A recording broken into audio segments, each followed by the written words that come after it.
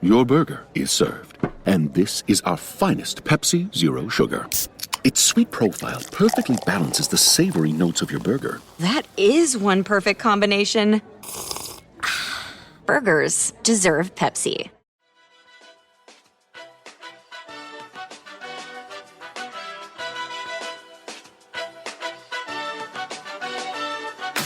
Hey, Hotcakes. Welcome to Hot Take, a podcast where we talk about the climate crisis and all the ways we are talking and not talking about it. I'm Amy Westervelt. And I'm Marianne Hegler. This episode, we are going to be talking about a concept in journalism that is often talked about, but very rarely dissected and well understood. And it is called both-siderism. Or is it both-sidesism?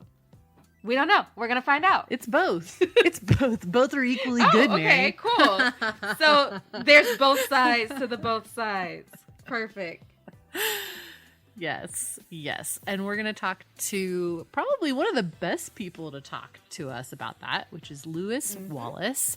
He is a trans journalist who wrote a book called The View from Somewhere and produced and reported and hosted the podcast by the same name that digs into this idea of quote unquote objectivity in journalism and where it comes from, who it serves, who it doesn't serve.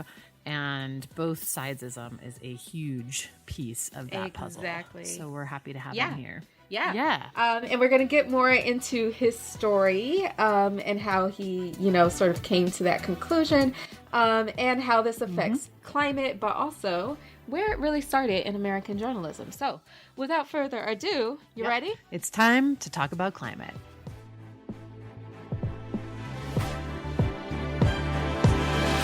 Lewis Wallace, welcome to Hot Take. Thanks for doing this. Thanks for having me.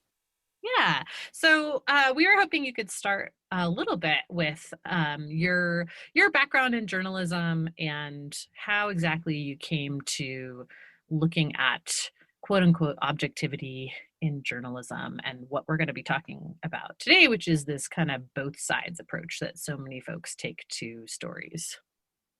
Sure. So I always knew that there was a view from somewhere in journalism, that there was no such thing as a neutral observer, an outside observer. And part of why I knew that or think of myself as having always known that is because for a long time before I was a journalist, I was an activist and really specifically an activist around trans and queer identity. I came out as trans and queer pretty young and got involved in activism in part because it was just sort of necessary in order to be an out trans person in the context that I was in. And so this idea that there was any such thing as a news media that was covering people in general, fairly and neutrally was really exposed because trans people, if we were covered at all in the 90s, were covered in a really dismissive and sort of terrible way. And it was so clearly, the view from the point of view of non-trans people dominating that space. And so that was lived experience, experiential knowledge that I brought into the world of journalism when I started working as a news reporter. And then after spending about 5 years in public radio, doing kind of mainstream reporting, and sometimes I would say both sides type reporting, or often actually both sides type reporting, it became a real conflict for me. And this was especially after I witnessed and reported on Donald Trump's campaign and his election and his inauguration. And, I came in to work on a Monday morning to these repeated news clips of Kellyanne Conway, Trump's press secretary at the time, saying, alternative facts. The president was presenting alternative facts.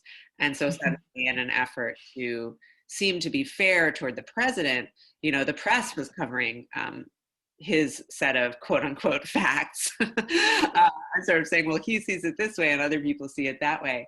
And that to me was so outrageous and so just such an egregious distortion of what it means for for the media to do fair coverage, and a disturbing distortion in the context of, you know, a rising white supremacy and rising transphobia, to sort of say, oh, well, if we're going to, you know, say that he did something racist, we should also show that he did something, you know, good or whatever. And that was just so ridiculous to me, especially coming from sort of my own lived experience. I wrote something about it on a blog, on my personal blog, and I ended up getting fired from my job in national media, you know, over that sort of tiff. And so for me, that was a call to go deep on this question of like, where did this come from about I love that you were like, yeah, that means I'm right. yeah, pretty much. Or like, I think it was more important to me, like less to sort of prove, because I think there was like a gut sense, right? Like, I know I'm right about this. But what I had less knowledge about was the history there, right? Of like, well, there can't really have been some point where everybody agreed, right? That you just report this side and you report that side and it's fair. There must have been people who have had the same critique throughout history. And after I got fired, I heard a lot from people, and it was especially reporters of color, and I'm a white person, who would contact me and say, you know, I had these exact same critiques and I shared them and I ended up, you know, leaving journalism, or I was silenced, or, you know, I was fired, or the story had repeated itself many, many times. And so the research that I did was focused on like, where are these other people who actually push back against this quote unquote objective framework and push back against both sidesism, who were pushed out of journalism, or their stories weren't told, but they were also journalists. Yeah. So I feel like, and you kind of touched on this already, that both siderism or both sidesism, whichever one it is, has been a big part of the national discussion in the Trump years, but it is absolutely not new. So if you had to define it, what would you define it as, the syndrome? Yeah, I like to call it both sidesism, but I don't have a philosophy about that. Okay. That's just the phrase that I used, I think. I think of it as, I guess it's another term for kind of false balance, this idea that everything that someone says that, you know, might be controversial needs to be balanced out by some other side. And I think it's a problematic sort of mythology of journalistic ethics for two reasons, two sort of core reasons. One is that sometimes it's a straw man, right? It forces journalists to consider two sides when there's only one side. Like, is Donald Trump racist? Like, is that, you know? Yeah, that's a good one. Yeah. I was trying to think of a subtle example, but I feel like that's a very like simple example of a thing that doesn't really need to be debated, unless you want to get into some weird hair splitting about what is, you know, what makes a person a racist, and do they have to like feel it in the core of their soul, or just the external parts of their soul, or something. But in any case, is Donald Trump a racist? So there's the problem of like balancing something that's factual, or that's really verifiable, with quote unquote another side. But then there's the other problem with both sidesism of thinking of everything in terms of binaries, that there's only two sides, right? And that's a place where it ends up missing lots of really interesting stuff. And so often that's conceived as like Republicans versus Democrats, or conservative versus liberal, or right versus left. But it often actually leaves out this sort of spectrum and complexity of viewpoints and ideologies and identities, you know, within or beyond those different sides. Yeah. And it's also kind of like a dereliction of duty, right? Because like, who cares about the sides of the story? Like, what is the actual truth? Right. Like I care about that a lot more than I care about what like he said, she said type of thing. Or some sort of like false perception of fairness, right? Like like giving voice to every single, I don't know. Yeah, it's interesting. Lewis, you've looked into really kind of like the history of where this stuff came from quite a bit too. Can you tell us a little bit about that and sort of what you found? Like, how did, this isn't just like I don't know. I feel like we have this tendency to think about things like this as being sort of how it's always been, or like how humans like to tell stories, but that is not the case. So what have you found on that front? So much of both sidesism and the kind of pressure to create an impression of two-sided balance really came out of the changing business model for newspapers in the 1800s. And so before really the 1830s, newspapers in general were partisan. I mean, they were one side. They were, one or another political party funded them, and people who were adherents to those political parties read the paper of their party. And then when the penny paper was invented, and there was this idea that, we could, publishers had this idea of a newspaper as a business venture that you would make money off of. And so in order to do that, you'd want to sell it to a lot of people and sell it for cheaper. So papers actually became less expensive, and then, make money off of the advertising. And so in an effort to avoid offending or turning off potential advertisers, and in an effort to sell a lot of papers, publishers started to get out of the business of weighing in on partisan politics. But that actually really took a long time too, like it was over many decades that transition happened. And so newspaper life went on and on and on with lots of opinion and lots of, for lack of a better word, one-sided or sort of openly partisan or openly political stuff in it. And then it wasn't until the end of the 1800s, early 1900s, that it really sort of settled in as a standard, and there was a more professionalized idea of what a reporter is. And I think it's really important to zoom in on that moment, because this is just an example that shows what balance meant, or what both sidesism meant or looked like at that time. The New York Times, in its very early days, it was trying to present itself as this, paper of record that would be the paper that's for everyone, and all the news that's fit to print, and all that kind of stuff. And a more sort of refined and neutral presentation. And the New York Times would cover lynchings. And this was at the same time as the heroic journalist I.W. Wells was covering lynchings. And the Times would generally balance lynching stories by saying sort of, okay, so someone was lynched, so that's bad, because it's extrajudicial, it's mob violence.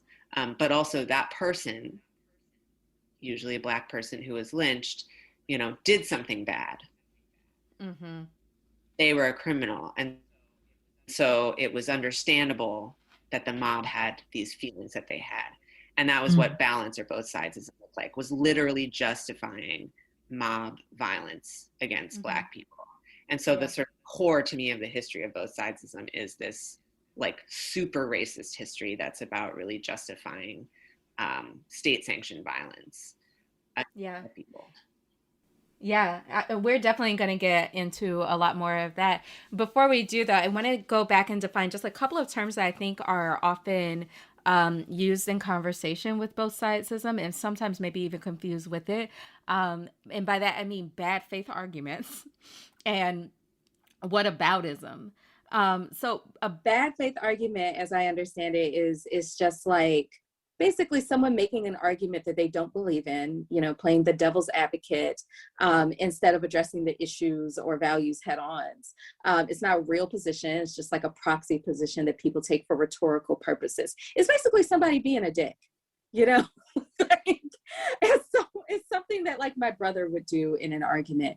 But it happens, I feel like, in journalism all the time. It's kind of like the Republicans are the masters of this sort of thing when it comes to anything like climate action or COVID action or anything that they don't want to do that doesn't serve their purposes. And Amy, I know that you know what aboutism is. So. Oh man, it's my least favorite form of presenting stories or arguing points. It's this like, well, sure, Trump is racist, but what about Putin? He's more racist, you know, or like, okay, sure, oil companies push propaganda, but what about the Democrats? They also push propaganda, you know, just that kind of thing. It's yeah. My favorite is when BP is like, sure, we emit a lot of oil, but don't you have a gas stove in your house? Yes. You people also have carbon footprints, so yeah. And I can see how whataboutism has a relationship to both sidesism, because you also I mean, partisanship is another one that people do that around all the time, you know, sure. This is a partisan move, but what about the other party's partisanship? Right. Yes. Started it. Oh my God. It's very sophomoric, and it is interesting because it all kind of comes back to this like love affair with binaries, right? Like it always has to be two things opposing one another, and I can't think of that without thinking about the gender binary and how problematic that is. Yeah. But also, wouldn't it be funny if like every time a cisgender person talked, that it had to be balanced out by a trans person, just like no matter what we're talking about. That'd be so good. That actually would be pretty awesome, and we could use a lot more of that. Or like I used to think about when I worked at Marketplace, like what if every single story that I did, because it's a business and economics show, every single one ended with an opinion that was against capitalism, you know, to balance it out, to show both sides. Yes. So like totally up, you know, on the other hand, Noam Chomsky or whatever. Oh boy, if only we could like get you a time machine so you could try that out real quick. This is like, oh, you fired me over a Medium blog? You had no idea what I had up my sleeve. Right. That was absolutely the least of it.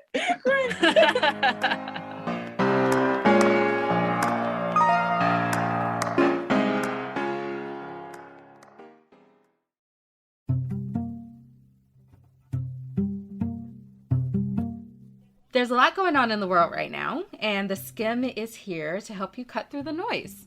Meet Skim This, a weekly podcast that makes it easier to understand how the news impacts you. They break down the most complicated stories of the week and add context and clarity to answer the questions that are on your mind. Yeah, and to help explain why what happened this week matters, both in the short term and the long term. Subscribe and listen every Thursday evening on Apple, Spotify, or wherever you get your podcasts. My Skim story is that when we had offices, we shared a floor with the Skim. That's hilarious. And so my office was mostly women. It was like our main office was in one place, but we had grown so much that the communication staff had to go somewhere else. Mm-hmm. And so they bought us a place like, we rented a place that was like 2 blocks away, and we had to share a floor with the Skim. Our communications departments are almost always mostly female, and ours is no exception. And the Skim was definitely mostly female. Why were there 2 men's rooms and 1 women's room? Explain that. We had to wait to pee all the fucking time.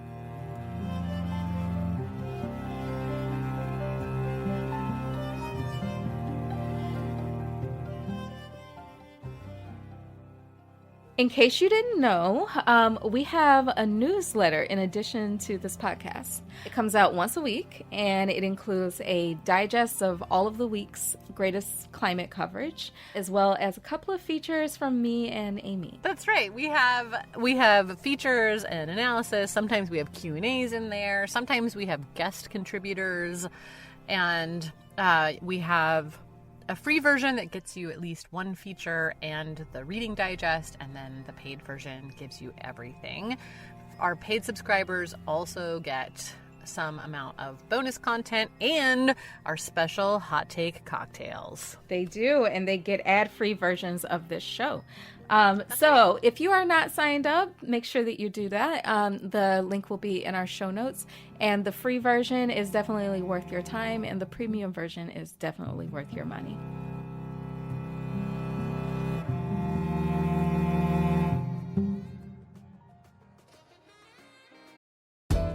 PMS, pregnancy, menopause. Being a woman is a lot. Ollie supports you and yours with expert solutions for every age and life stage. They just launched 2 new products exclusively at Walmart. Period Hero combats bloat, mood swings, and more during PMS. And Balance Perimeno to support hormonal balance, mood, and metabolism during perimenopause. Grab yours at ollie.com. Ollie! These statements have not been evaluated by the Food and Drug Administration. This product is not intended to diagnose, treat, cure, or prevent any disease.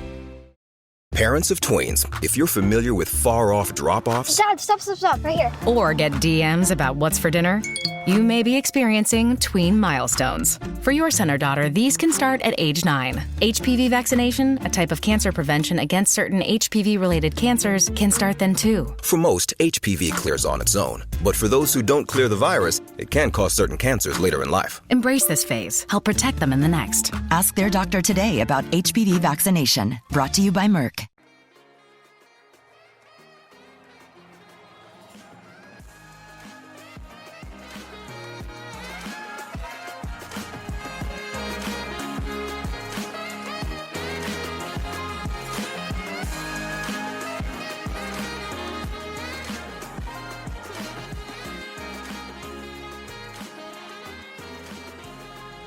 You've already touched on this, which is great, which is that, like, so I think a lot of our listeners in particular probably think of climate change as ground zero for both sidesism. But actually, it's really not. It really goes back to race, as you've already alluded to with Ida B. Wells. But I actually think it goes back even further than that. I'm sure you probably know a lot more about this than me even. Was that the way that slavery was covered in the Northern press? Yep. You know, it was kind of like folks would go down there from the North in the press and be like, well, I talked to some slaves and they said they were happy, so I guess they're happy.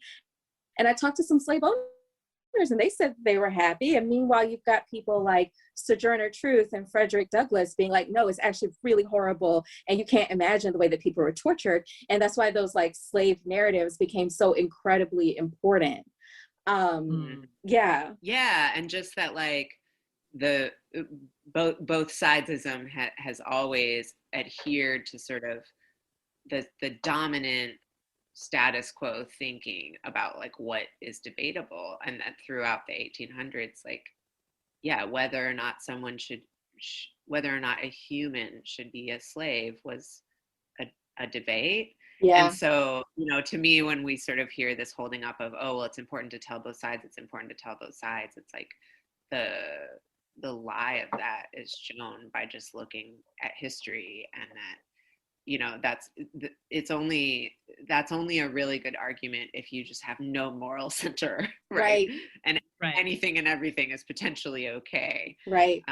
Right. And obviously, well, and it's almost always used in defense of the dominant narrative and not of getting marginalized voices heard. Yeah. Right. And who gets to decide what the two sides are, and who gets to speak for those two sides is another big question. Yeah. Totally. Yeah. And like you were saying, Mary, in terms of, you know, going all the way back to slavery, like that it, you know, somebody can't tell their side if they're being systemically denied the access to even speak and write, and, you know, or if they've already been killed, they can't tell their side.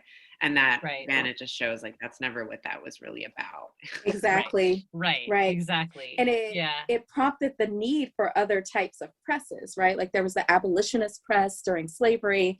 There was the Black press up until, I don't know, I think it kind of fizzled out in the 70s. There's still some remnants of it left in the form of like Ebony and Essence and the Amsterdam News and a few other papers. But it used to be like a very big and robust.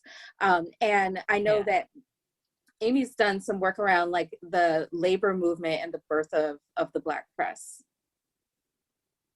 Yeah, I mean, I feel like the Black press and the sort of investigative work that labor journalists were doing were happening around this similar times where it was like, oh, actually, you know, the way that these people with power are behaving is not great for the vast majority of people. And I feel like there was a big backlash against that. You know, it was pretty swiftly met with a lot of money being spent on, you know, PR and advertising that could then encourage newspapers to shift away from being critical of industry. And then, you know, I think you had actually, Lewis, in The View from Somewhere, this great story about how Ida B. Wells sort of realized, oh shit, there's this idea that there are both sides to this is so pervasive that I even thought for a while that like, oh, maybe these people are criminals. You know? I don't know. Can you say a little bit about that, Lewis? The sort of the story of how Ida B. Wells kind of realized that there was a need to kind of break out of the existing press structures. Yeah, so she was a journalist and she was running the Black paper for Memphis, Tennessee, and somebody that she knew was lynched. 3 men actually were lynched, but she was very close with one of them. A white mob came after them and lynched them and accused them of basically accused them of starting this fight that then the white mob just finished or whatever. That was the story that was being told. And it was through the experience of covering that and then, you know, herself and her newspaper becoming a target, that Wells realized that the stories that she'd heard from around the country about lynching couldn't possibly be true. And I think, you know, she knew it wasn't like she thought lynching was fine, but she was like, oh, this was, you know, people who had done something and then a mob came after them. But in the case of her friends, you know, she knew them and she knew that it was like a power play. It was economic revenge because they owned a grocery store and it was the owner of the rival white-owned grocery store that came after her friend. And after she saw that was when she really set out to investigate what was happening, what the true story was behind these lynchings. So there was a degree to which this kind of narrative she had kind of passively like bought into it until she saw with her own eyes, you know? Yeah.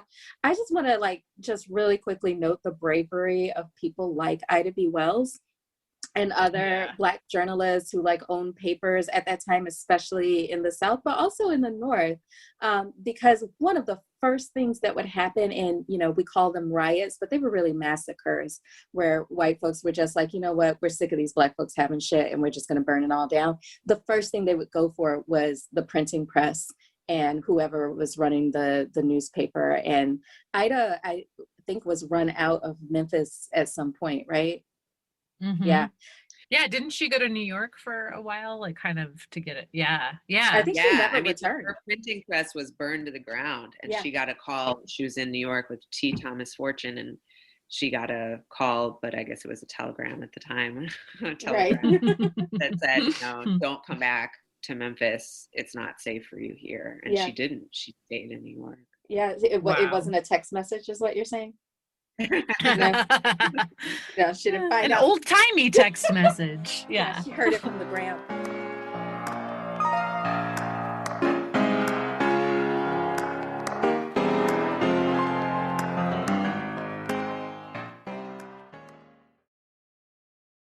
That does lead us into where sort of some of the climate stuff comes from, but I think it's important for people to understand that a lot of the anti-climate action stuff also comes from racism.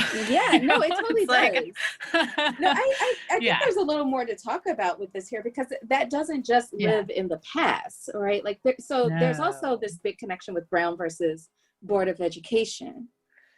Right. Yeah. So I don't know how many people know that the Koch brothers kind of really got radicalized into politics by the Brown versus Board decision. I did not know that. That was I did not that know was that. like, yeah, there was a huge kind of boom of, I guess we would now call them libertarian, Mhm. economists and thinkers around the time of the Brown versus Board decision, making this argument that this was very, very bad for states' rights. This is a great both sides argument that, like, oh, sure, we care about equality, but also, what about the rights of the states? Right. Right. So, yeah, Also, like, who I decides think who the state is, right? Because, like, this is something that's Right. actually always bothered me with the way that we talk about the South in this country. It's like white people get to own the South in a way that's just Yeah. like really fucked up. Like, when people think of Alabama, they think of white people and not of Black people who like reformed that state, right? So, like, why is that? Like, define whose rights are, yeah, it's just so frustrating to me. But I think also another thing that's really interesting around Brown versus Board of Education and the Civil Rights Movement is how visual journalism kind of blew wide open the both sidesism of it, right? Like, I think about the funeral of Emmett Till. You can't argue with that photo. Like, there is no other side of that story that can make that 14-year-old child coming home in a box disfigured like that. And make that okay. There is no, like, I remember when I was in college and I had this class called Race and Radicalism, and we were looking at the 60s. And one of the things we looked at was like the sit-ins at lunch counters. And we watched a few clips of it. And I was like, wait, who's the radical in this scenario? Is it the person ordering lunch, or is it the person egging them and screaming at them and spitting at them, right? Like, I think that mob is the radical. And the people ordering lunch are just normal, right? Like, there's no way to both sides egging a kid walking into a school.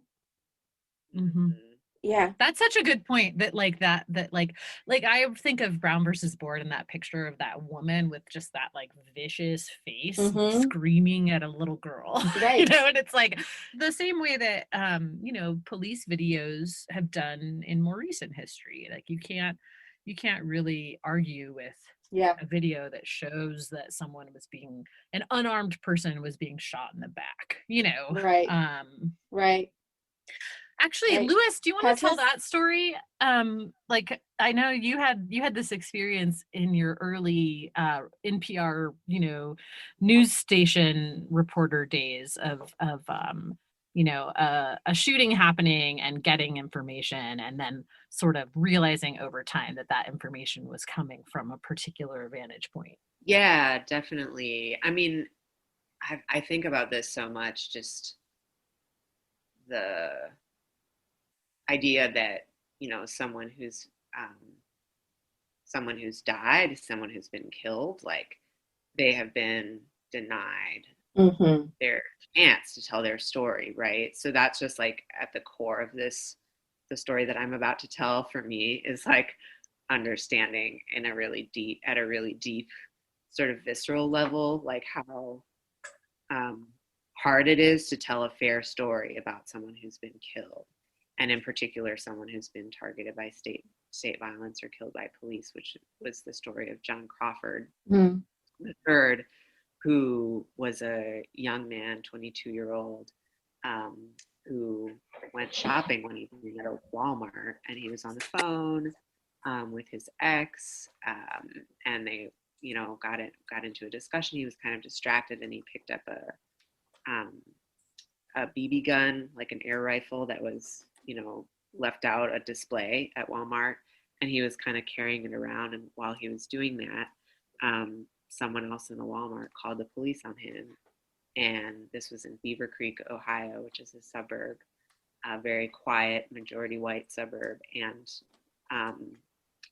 the police came in, like, guns blazing, and shot and killed John Crawford III while he was still on the phone. And I came into work the next morning to the public radio station for that coverage area. to AP wire copy, so just like the standard sort of, Dayton, Ohio, Associated Press, and then 3 paragraphs that like explained that situation. But what it said was that police say Crawford waved a gun at customers and he declined to put the gun down when ordered, or something like that. So it had the police sort of story about what had happened. But no mention of what would come out later, which was that it was a BB gun, it was sold in the store, and that John Crawford was a black man. And at the end of the day, he was an unarmed black man who'd been killed, on the spot by these 2 cops. And later, a lot more came out about it. But what happened in that moment with the news coverage was, there I was, and I read this AP copy on the air, and I went back to what I was doing. And then 3 days later, Michael Brown was killed in Ferguson. Right. And everything kind of exploded, the media coverage and protests and all of it. And people started really looking. John Crawford's family had already spoken out and said, he was unarmed. He just got shot down. Like, this isn't true what the police are saying, but it wasn't until this sort of protest movement around Michael Brown, like came back and became the biggest news story everywhere, and came back to Ohio and to everywhere, that, I really had this kind of click moment where I was like, oh my God, I just did the thing that I am so against. Like, I told this story about someone who had been murdered by police, and I made him sound like the perpetrator. And just really sitting with, like, that was the day after he died, and so his side of the story, was in a sense can never be told, right? But after months of investigation and demanding the release of the videos and following it for a really long time, like, as a news organization, I think that we ended up righting that wrong. But as an individual, there was this kind of participation in, like, oh, you just sort of, you say what happened, and then you say the police, version of it, and then you keep going. And to me, it's like it's like a facsimile of the stuff I was mentioning about lynching. It's the same thing in a way. It's like, oh, but there was a reason why this person was shot, and now we move on. Right. The other thing about the context of that particular murder is it's just a few weeks after Eric Garner is killed. And just, I think we kind of forget how close together Eric Garner and Michael Brown's murders were. And then there were the ones that were like kind of sprinkled in between that didn't get as much attention. And it also kind of makes me remember what happened this past summer with just like a quick rerun, the New York Times op-ed from Tom Cotton calling for more force in the street, which really didn't go over well and kind of summoned this huge media reckoning. But it wasn't an isolated incident, because there was also seared in my memory, Black reporters in Pittsburgh were told that they couldn't cover the protests because of their assumed biases. And I believe there's like another similar incident at the Philadelphia Inquirer where they published something they absolutely shouldn't have. And it's just like, who gets to make these decisions about what deserves to, like, what speech should counter other speech? Or I mean, the argument in favor of the Tom Cotton op-ed was very much the sort of standard both sides argument of like, well, it's important to, sunlight is the best disinfectant, blah blah blah, and then it's a really interesting thing to think about in terms of I don't know, I feel like this is maybe both sides adjacent, but this idea of like a platform and who gets what, piece of the platform and sort of the public space. I think your point about PR, and the sort of PR operations that they're a big part, I think, of what creates such a distorted sort of playing field. I mean, really any power dynamic, right? But I even think about like police unions, Fraternal Order of Police, and just the ways in which the kind of racist structure of police unions, police organizations, and police propaganda is always sort of surrounding every narrative about police violence against Black people and police violence against protesters. And that like you have to do sort of as a reporter that much more to counteract that, because it's this idea that, you know, the police are just like doing their best and reacting naturally to you know, fear, and all this stuff is so ingrained that the only fair way to report it is sometimes to actually not repeat what the police have said, you know? Yeah. It's interesting because I feel like we started to have this very public conversation about what is objectivity, what is this like false balance, and who is it serving this summer. How did that feel for you, Lewis, as somebody who was, you know, kind of early to that debate? Yeah, well, but then it's funny because I feel like, okay, so like I was, you know, I felt salty about some aspects of that, particularly among like, you know, I don't know, people that I used to work with and stuff. But it's also sort of the whole point of my book and my podcast is that it's like I didn't come up with it, right? It's always right, there. right, It's not, you know, it's really not me. And if anything, like the Black press and Black journalists have been the leaders in that conversation. And I've often thought that part of why my story got sort of the amount of attention that it did is, you know, in part because I was in national media, but also because I was this white trans person, and there's this sort of novelty to that and like interest in that, you know, that this kind of silencing like most often happens to people of color. So just feeling very aware for myself of that power dynamic, like I just feel pissed off that people have to die, that people have to die in horrible ways, in order for folks who have been complacent, you know, in newsrooms to go, oh, maybe we should talk about this, you know? That makes me like viscerally angry. Right. Yeah, that's totally understandable. But also true. Like that was true at the time that I was fired. That was true years before that. And so it's like, but I do keep coming around, you know, trying to hold at the center of it, like what's the true offense here, right? And in that sense, like I have these days where I feel sort of salty, like, oh, I lost my job, whatever. But it's like, I'm not the offense against me isn't like the core of what makes this so upsetting and egregious, you know, and it's people's bodies and people's lives, and there's all this death, right? There's all these trans people, all these trans women of color, like have died before the mainstream media has said, oh, maybe we should consider like them, right consider their side, you know. Right. Lewis, I'm curious to have you kind of explain this thing that you've been calling, you know, journalism with a purpose, as sort of like the way out of both sidesism, because I think, you know, we've talked a lot on this show about how some journalism and journalists get branded as quote unquote activists or advocates as almost like a derogatory, discrediting kind of thing. And I'm curious to hear you kind of explain your take on that. Yeah, well, one of my close collaborators and friends, Mia Henry from Freedom Lifted, we do workshops that we co-facilitate together with journalists about power and oppression and, you know, the history of racism in journalism, and then sort of the path forward to the part that you're asking about. And something that Mia always says is, you know, we all have power, so we talk a lot about that, and power comes in different forms, but what's important is how we use our power. And so from any position of power, whether it's, you know, privilege within an organization or privilege that you were born with, like whiteness, or the power of having a platform, that we're always using that power either to work for oppression or to work for liberation.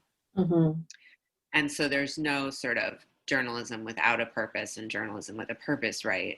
All journalism is doing something in terms of power and in terms of like how it relates to power dynamics. And so, but if we're not consciously trying to undo oppressive power structures, we're probably upholding them. And so that's the piece that, like, once folks can get their heads around that, it's like, it's no longer a discussion about whether or not we bring values to bear in journalism, it's which values. And then we can talk about, you know, the practice of anti-racist journalism and the practice of, I don't know, pro world journalism thing about I would like to live on, on this earth. Right. Or like pro water or pro air journalism or pro Black journalism, Right. and that there's a hell of a lot of anti-Black journalism might not identify itself that way. But anyway, you all get where I'm going with that. Yeah. So, my thing isn't to go out and tell people exactly what their own ethical code or values should be, but to let's start with just admitting that we're all operating from a frame, and then defining what that frame is can really help us, right, to be transparent and responsible and non-binary in our thinking about sides and fairness, and it can be open. And I just remember so clearly, I did this story once about the paper cup industry, and I got into sort of the reality that paper cups have been promoted as this environmentally friendly alternative to styrofoam, because styrofoam can't be recycled. But most paper cups can't be recycled either. Like, you're just gumming up the system when you put them in the recycling in most places. Because they're usually like coated with something, right? Like, if you live in New York City, or at the time that I did this story, that was the only place that could actually process paper cups in their recycling, like paper cups from a restaurant or whatever, from a fast food place. So anyway, I did this story, and I got all these people like lobbying me about what was in the story, because it went on Marketplace. It was a national piece in the end. And in particular, I remember this like super creepy call afterwards from a woman. She called my like desk at my tiny radio station in Ohio to tell me that, I really needed to better represent the viewpoint that styrofoam is recyclable in some cases. Is it? Styrofoam viewpoint. I was like, had a voice, had an advocate. And so just so just like it was so real though, that like literal styrofoam has an advocate, right? And like story after story after story is done about like people in prison or like, immigrants. And like nobody's calling like that and being like, hey, you need to really tell what's going on from this point of view. Exactly. Styrofoam Yes. people have someone who like trolls every reporter, presumably in the country, to make sure that they don't misrepresent quote unquote styrofoam.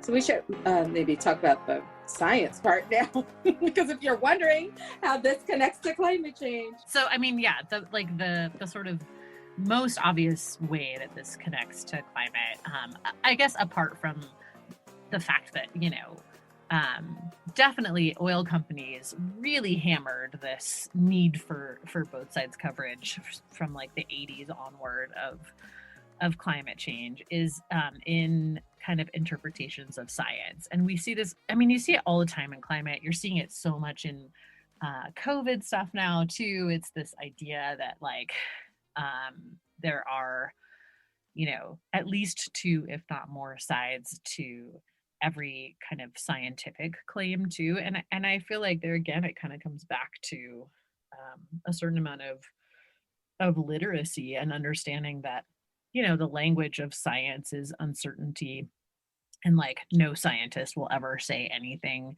is like 100% caused by another thing or is like 100% proven. And that really opens the door for these kinds of both sides arguments, and also a lot of whataboutism. The big way that shows up in kind of the scientific realm, both in public health and in climate, is that people will say, okay, sure, CO2 is causing climate change, but what about volcanoes? And what about sunspots? Right. And, all these other things. Or like the tobacco companies did it all the time. They were like, there's no way you can prove that it's just these cigarettes that cause this person's cancer. Like, what about their weight? What about this? And what about, Right.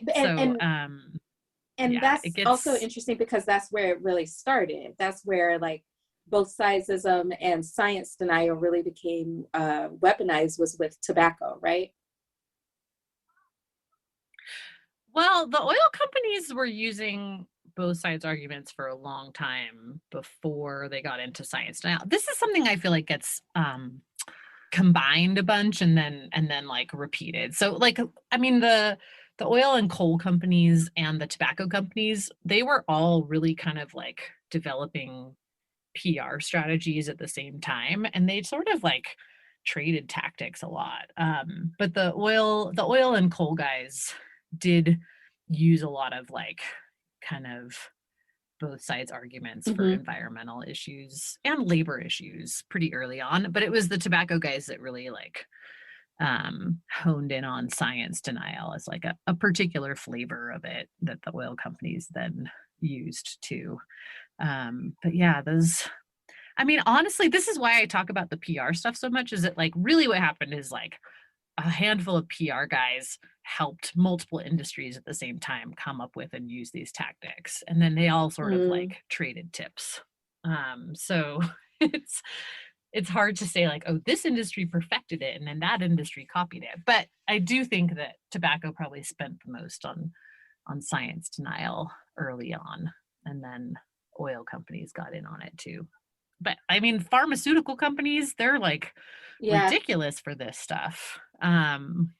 They're all, you know, it's like Monsanto, the chemical lobby, they all do this stuff. So yeah, it's a gross modern version of and of it. it's also like why we decided to do this show and target it on the media, which I think a lot of people like are, even maybe some of our listeners aren't all the way clear on, is when the fossil fuel company decided to, you know, sell its shit, really their main target was the media. And to win like political will, like that's the reason why we can't get climate action, is because there's no political will, and political will is built in the media. And that is why the media has been targeted so hard. And that's why it's so important to look at climate change as a conversational issue, as a media issue, just as much as it is a science issue or a justice issue or any other issue, because all of those things intersect. Yeah, I feel like a lot of people don't realize how much media coverage gets used to build political will or to provide cover for certain types of policies, right? Like if a politician wants to go against police reform, for example, and a bunch of op-eds appear, you know, saying, yeah, we don't really need police reform. We need, you know, to crack down on crime. That helps them, you know. So yeah, I think it's also kind of the problem with relying solely on science, because the science reporters, I was reading about this, that like it's still true today, but especially was true in the beginning when we were covering climate change in the media. It was given to the science reporters to cover it, and those are not exactly the people who follow the money usually, and so they're not going to figure out that this scientist that they're interviewing on the other side is funded by like Chevron or the American Petroleum Institute. That is very true. That's very true, and especially because so much I want to be careful about this, because I don't want to get a bunch of emails from climate scientists being like, how dare you insinuate that I'm on the payroll of Exxon? But a lot of the climate research centers at universities in this country are majority funded by oil companies. So they have a preference for, like, this is a way that they will kind of influence what comes out, right? It's not necessarily just as clear cut as climate denial. They'll fund a study on all of the other causes of climate change, or they'll fund like more studies on carbon capture than on any other type of solution, because carbon capture enables the status quo, right? So like, and I think this happens in all different realms too. It's just again, going back to the Koch brothers, like this was a key part of their apparatus early on, was to, you know, this idea that we need think tanks and we need academic research institutions and we need a media strategy to really like control the entire information system. And to introduce this idea of like there being an equal and equally valid kind of other side. Yeah, and I think that a big part of the reason that the climate space and climate journalism, the climate movement all has kind of fallen prey to both sidesism so easily and to bad faith arguments so easily is because it's been so white, you know, like, because for me coming into it as a Black person, I would see these bad faith arguments and be like, you don't recognize that they don't fucking mean what they're saying? You know what I mean? Like, you're up here arguing with charts and graphs. They don't fucking care if you prove them wrong. This isn't about being right. Slavery was wrong from day fucking one. They didn't care. Right. This whole thing of like ignoring the root of it as like a power and justice issue for so long was just it's just such a bad way to talk about it and to it's kind of like you can tell that they've never had to fight for their lives before, because it's kind of like, well, if I show you the data and show you the proof and show you that you are putting my life at risk, surely you'll do the right thing. Of course you don't. And to now be like, oh no, they want to kill you. It's like, oh shit, yeah, they want to kill you. So I don't know.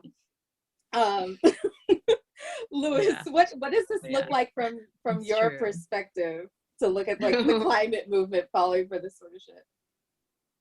Well, I mean, just kind of riffing on what you were just saying, Mary, that I feel like I've been thinking a lot about the theory of change for journalism. So like, how does journalism understand its the effect that it has in the world? And I do think that so much of the sort of assumption about both sides journalism, or, you know, you just present the facts and then you present these other people who don't believe in facts or whatever, you know, and then everyone will sort it out and they'll do the right thing. I've come to think of it as a trickle down theory of change, that like you speak, you speak with like quote unquote objective facts and you present both sides and you speak to people with power. So there's this like assumed audience of sort of white upper middle class people, or an assumed audience of people who are going to go vote or whatever. And then those people are going to hear the facts and they're going to go do the right thing. And to me, there's like this whole sort of reorientation that needs to happen around what journalism is and how it works, back to the kind of models that we get from the movement press, you know, from the Black press and from the gay movement press. That's like, we talk to people about the information that they need to know that's relevant to their lives, and we don't pretend to present both sides, right? We speak to people from a point of view and we bring them information, you know, that's from and with and for the community. And I think there's actually really strong, great traditions of this in some local journalism too. But that the effect of that kind of journalism, you know, sort of grassroots or community driven or movement journalism, the theory of change is a ground up instead of a trickle down theory of change. And so the idea of what's going to happen after someone reads your story is totally different, right? Because that's someone who's in relationship to that story already. That's somebody who, you know, maybe you have a connection to, or who has a connection to the framework that you're speaking from. And that person might be motivated to action by that, right? And it's there's just a whole different set of assumptions than like we present this sort of centrist neutral audience with, you know, this side and that side, and then they figure it out. And I feel like with climate specifically, it's like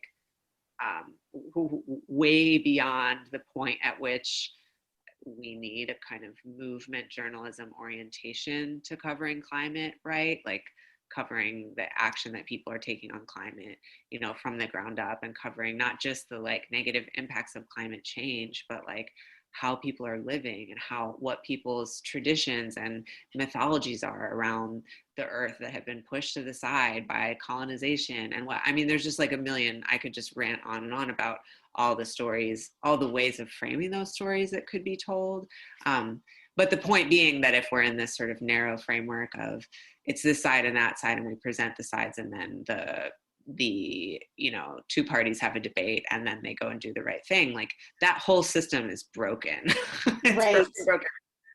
You know, journalism is broken in the same places that democracy is broken. And so, you know, I don't care who goes about it first or how we go about it, but that we have to like rebuild the collective spirit of that and the sort of movement spirit of that, I think, from the ground up for it to work. Mm-hmm. Definitely. Yeah.